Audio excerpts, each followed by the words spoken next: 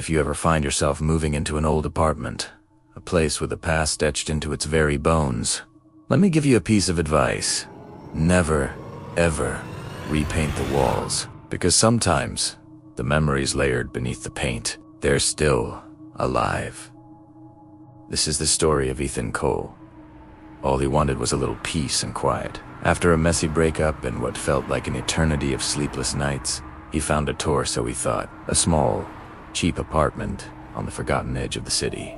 Cracked tiles, dusty windows, the kind of place that's practically invisible. It was exactly what he needed. When he met the landlord, a frail old man with eyes that had seen too much, the man's voice trembled as he handed over the keys. "The walls are thin here," he warned, his grip tight on the brass key. "Don't hammer. Don't peel the paint. This building, it remembers things." Ethan just offered a tired, half-smile. "Memories don't live in walls," he said, dismissing the old man's strange words. He would learn, very soon, just how wrong he was. The first night, it started, a faint tapping sound, almost like fingernails lightly brushing against plaster from the inside. He chalked it up to old plumbing, put in his earbuds, and eventually drifted off. But when he woke up, something was different.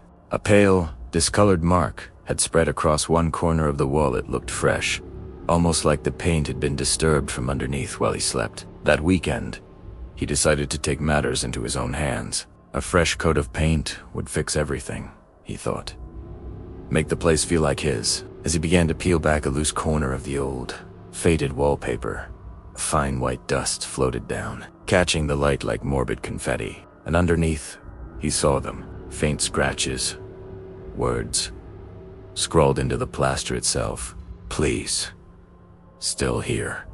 He stared, his heart suddenly thudding against his ribs. It was probably just some old graffiti, he told himself, his rational mind fighting against a rising tide of unease. He grabbed a roller, loaded it with thick, white paint, and rolled it over the words again and again, until they vanished completely.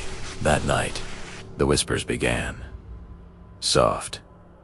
A woman's voice, coming from the very wall he'd just painted. It repeated one chilling sentence. "Ober and Ober, don't cover me." Panicked, he flicked on the TV, blasting the volume until the apartment shook. The whispers stopped. He was determined to prove it was all in his head, a product of stress and exhaustion. So, the next night, he left his phone on the nightstand, recording the silence. In the morning, his hands shook as he pressed play. He scrolled through the timeline. Silence. Silence. Then, at 2:14 a.m., a distinct dragging sound.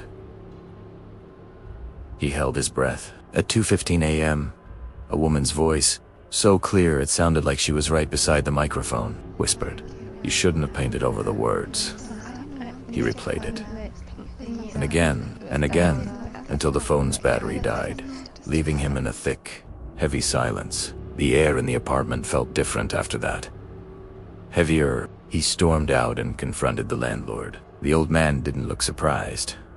He looked almost relieved. "Many tenants have come and gone," he muttered, avoiding Ethan's eyes. "Some stay longer than others. And some never really leave." Sleep became a distant memory. He started hearing breathing when the lights went out slow, deliberate, seeming to emanate from just inches inside the wall. One night, fueled by a desperate mix of fear and curiosity, he pushed all his furniture aside, searching for the source. And there, hidden behind an old, built-in bookshelf, he found it. A seam. The faint outline of a doorframe, plastered and painted shut. Carved crudely into the wood were 3 words. "Do not open." He should have stopped. He should have packed his bags and run. But curiosity is a powerful, dangerous thing. It doesn't listen to warnings. He found a hammer and chisel and began to chip away at the plaster. It crumbled away, revealing an old wooden door. With a final, agonizing groan of old wood, he pried it open. A blast of cold, stale air spilled out, as if the room had been holding its breath for decades. Inside was a single wooden chair, a cracked mirror on the wall, and a dust-covered tape recorder sitting on the floor. His fingers trembled as he pressed the play button. A man's frantic voice crackled to life from the old speakers. "She won't stop talking through the walls," he said, his voice laced with terror. "She won't stop. If anyone finds this, for God's sake, seal the room again." The tape clicked off, and in the sudden, deafening silence, the wall behind him seemed to exhale. A frantic late-night search of the building's address online brought up a cold case from 15 years ago. A woman had vanished from that exact apartment. The police found no signs of forced entry, no struggle, no trace of her whatsoever. She had simply disappeared. And when her photo loaded on his screen, Ethan's blood ran cold. It was the same face he'd seen, faintly, hauntingly, etched into the patterns of the old wallpaper. "Just!" Then a knock from inside the wall. Once, twice. Then, her voice, no longer a whisper, but clear and close. "Now you know my name."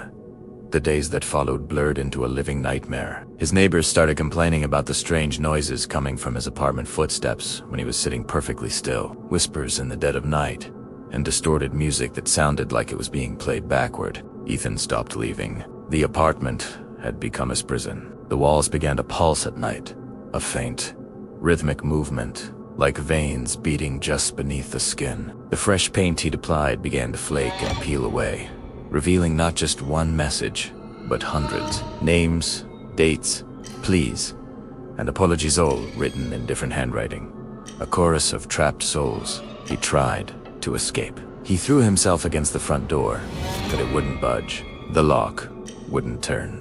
Every wall seemed alive now, swelling inward as if the building itself were breathing, and through the plaster, faces began to appear. Dozens of them, their eyes closed, their mouths forming silent screams. A collective whisper filled the room, a symphony of the lost. "We remember," they hissed. "And now, you will too." Weeks later, the landlord unlocked the door with his master key. The apartment was spotless. The walls were covered in a fresh, clean coat of paint. There was no trace of the tenant, Ethan Cole. The old man simply nodded to a new, smiling couple waiting eagerly in the hall. "The walls are thin," he said, his voice the same weary monotone. "You might hear things at night." They laughed it off and walked inside, excited for their new home.